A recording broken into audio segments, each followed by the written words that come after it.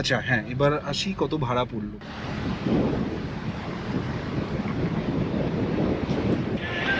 পুরো ল্যান্ডস্লাইড হয়ে যায় এই সামনে, আবার এইসব জায়গা থেকে তাড়াতাড়ি বেরিয়ে যাওয়াটাই ভালো।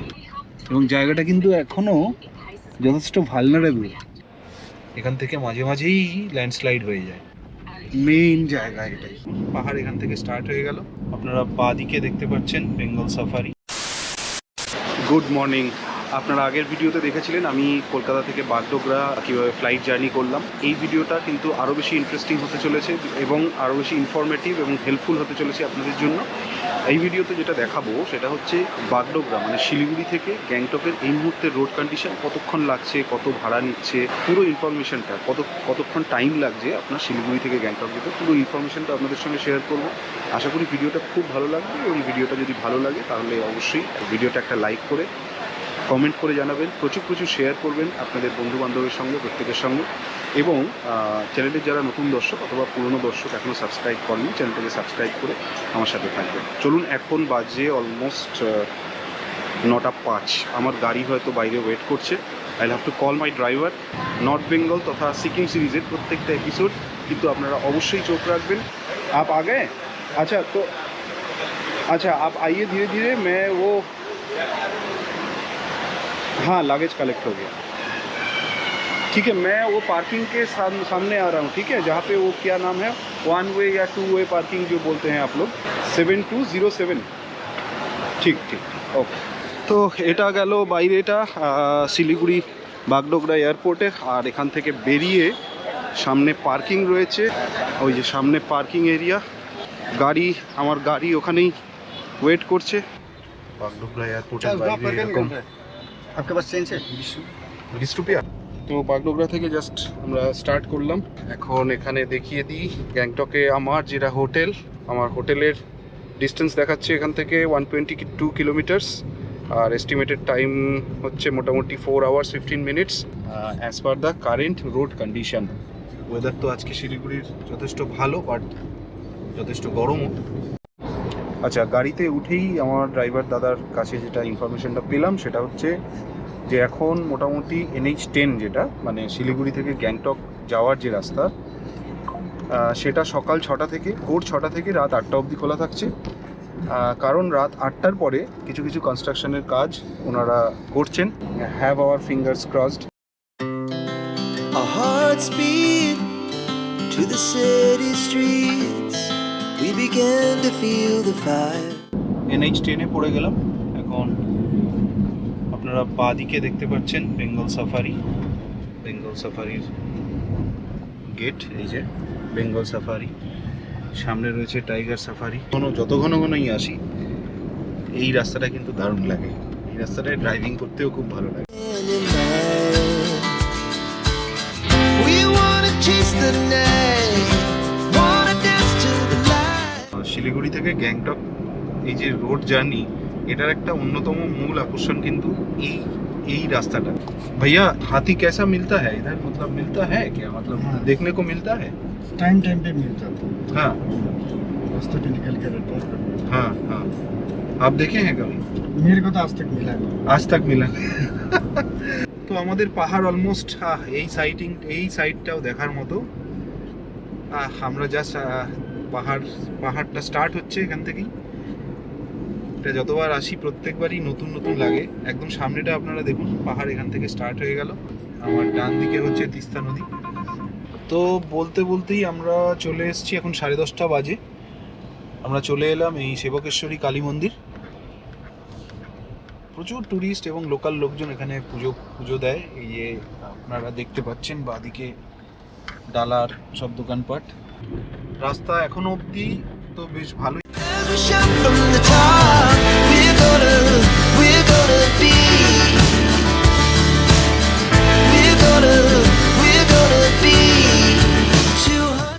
আচ্ছা, এটাই মেইন জায়গা। এখান থেকে দেখুন আপনারা, এই যে এই সামনে দেখুন কিভাবে ল্যান্ডস্লাইড হয়েছিল। আমি গোপ্রোতে কিন্তু খুব যত্ন করে আপনাদেরকে দেখাচ্ছি। এটাই মেইন এফেক্টেড এরিয়া। এবং দেখুন এই পাথরগুলোকে এই সাইডে রাখা আছে। এখনও কিন্তু মানে জ্যাম তো হচ্ছে না, সেটা একটা বিরাট বড় ব্যাপার। বাট 1 বাই 1 গাড়ি ওনারা ছাড়ছেন। সামনে গেলে আরও ভালো আপনাদেরকে দেখাতে পারবো। এই জায়গাটা কিন্তু প্রচণ্ড ফ্র্যাজাইল, খুব খুব ভঙ্গুর জায়গা। এখান থেকে মাঝে মাঝেই ল্যান্ডস্লাইড হয়ে যায়। মেইন জায়গা এটাই। এই দেখুন এখান থেকে কিভাবে ল্যান্ডস্লাইড হয়েছিল, এবং জায়গাটা কিন্তু এখনো যথেষ্ট ভালনারেবল। সামনে এরকম রাস্তার ব্যাপারটা তো মোটামুটি ওই 30 মিটার মতন জায়গা, ওই প্যাচেসটা একটু খারাপ, এবং তারপরে আমরা আবার ভালো রাস্তা স্টার্ট করলাম। এই যে এখানে বোল্ডারগুলো রাখা আছে যাতে করে বাই চান্স যদি এরপরে ল্যান্ডস্লাইডস বগেরা হয় তাহলে এগুলো কিছুটা রাস্তাটাকে সেফ রাখবে। এই যে দেখুন এটাও কিন্তু একটা ল্যান্ডস্লাইড প্রোন এরিয়া। এইসব জায়গা থেকে তাড়াতাড়ি বেরিয়ে যাওয়াটাই ভালো। মানে যেটা বুঝলাম এইটা এই জায়গাটাই মেইনলি অ্যাফেক্টেড, এবং এখানে কিন্তু রাস্তার কাজ জোর কদমে চলছে এবং অলমোস্ট ডান। চলুন এবার সামনের দিকে এগোই। যে এখানেও রাস্তার কাজ চলছে। running wild.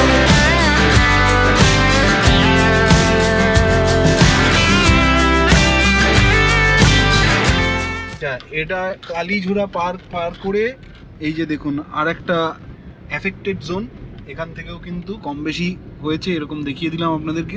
বৃষ্টি যখন হচ্ছিল তখন খুব বাজেভাবে ল্যান্ডস্লাইড হয়েছে। এই সামনে আবার এখানে এখনো কিছু রেমন্যান্টস পড়ে রয়েছে, পাথরগুলো উপর থেকে পড়েছে। এই জায়গাটা দেখুন জাস্ট, বাপরে। দেখুন জায়গায় জায়গায় বিভিন্ন প্যাচেস, এটাও আর একটা প্যাচ। ও বাপরে, তো বড় হয়েছিল এই জায়গাটা, গাছও পড়ে গেছে। তো গ্যাংটক যাওয়ার পথে এই মেল্লি বাজারে দাঁড়ালাম ফর সাম রিফ্রেশমেন্টস, লাঞ্চ বলুন বা ব্রেকফাস্ট বলুন, যেটাই বলুন। এখন বাজে 11:40। এখান থেকে আরও মোটামুটি 2 ঘন্টা তো লাগবেই। এবং আমরা যেখানে দাঁড়িয়েছি আর প্রধান হোটেল মেলি বাজারে, তার অপোজিটেই, এবং তার চারিদিকে ভিউটা দেখুন জাস্ট। এখান থেকে ফরেস্ট, পাহাড়, এই যে আমার গাড়ি। এবার আস্তে আস্তে জার্নিটা রিজিউম করা যাক।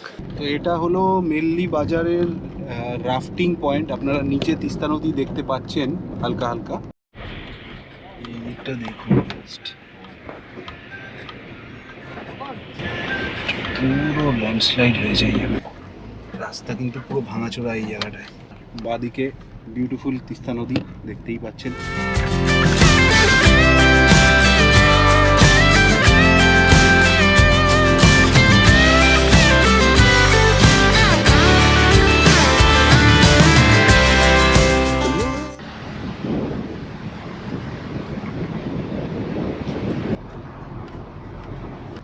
রংপো আর 2 কিলোমিটার। তো বলতে বলতেই আমরা রংপো মানে হচ্ছে ওয়েস্ট বেঙ্গল আর সিকিমের বর্ডারে পৌঁছে গেলাম। তো আমরা এই যে রংপো ব্রিজ, এখন বলা যায় যে আমরা না আছি পশ্চিমবঙ্গে অথবা এবং না আছি সিকিমে, এবং officially we have entered Sikkim. Welcome to Sikkim ওপরে লেখা দেখছেন। তো আমরা সিকিমে ঢুকে গেলাম। দেখুন তো ওয়েস্ট বেঙ্গল আর সিকিমের মধ্যে কোনো ডিফারেন্স খুঁজে পান কিনা কমেন্টে অবশ্যই জানান। Nights, summer sky, it was the best we ever had. তা আমরা পৌঁছে গেলাম সিংটাম। অনেক ক্ষয়ক্ষতি হয়েছিল ডিউরিং লাস্ট ইয়ার্স ফ্লাড। এখন দিব্যি সব কিছু চলছে, সব কিছু ঠিকই আছে। আপনাদেরকেও দেখিয়ে দিলাম। এখনো অবধি বেশ ভালো চলে এলাম, মানে একদম স্মুথ, কোনো প্রবলেম নেই। আচ্ছা, সিংটাম থেকে গ্যাংটক আর 1 ঘন্টা। And we'll stay on forever. We'll never have regrets. দারুণ ফিলিং। গ্যাংটকের থেকে আমরা মোটামুটি আর 10 কিলোমিটার দূরে আছি। এখন ঝিরিঝিরি বৃষ্টি পড়ছে, বর্ষাকালের এন্ড অলমোস্ট, কিন্তু এই বৃষ্টিটাই এতক্ষণ চাইছিলাম। তার কারণ এতক্ষণ আমরা রোদ্দুর পেয়েছিলাম, আপনারা প্রত্যেকেই রোদ্দুর পেয়েছিলেন। ক্লিয়ার ওয়েদার ছিল ঠিকই, কিন্তু পাহাড়ের ব্যাপারটা তো আপনারা জানেন। এই জিনিসটা আজকে আধুরা ছিল এখনো।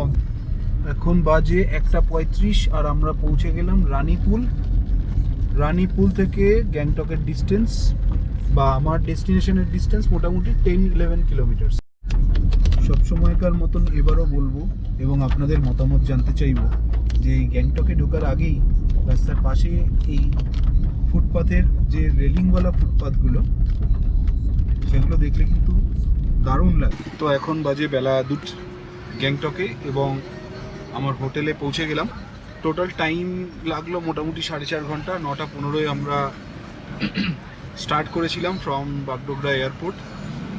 রাস্তা বেশ ভালো, 4.5 ঘন্টায় গ্যাংটক ঢুকে যাওয়া মানে আজকের ডেটে মানে রাস্তা ভালোই।